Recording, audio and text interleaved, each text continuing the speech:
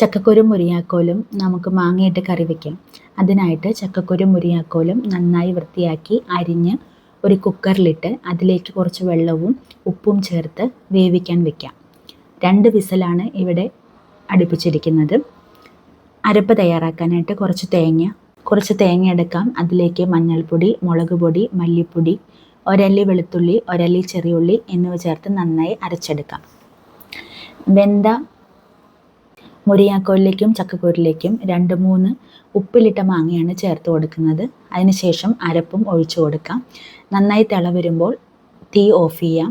അതിനുശേഷം ഒരു പാത്രത്തിൽ കുറച്ച് എണ്ണ ഒഴിച്ച് കടുക് പൊട്ടിച്ച് അതിലേക്ക് ചെറിയുള്ളിയും കറിവേപ്പിലയും 2 വറ്റൽമുളകും ചേർത്ത് കൊടുത്ത് നന്നായി മൂപ്പിക്കുക.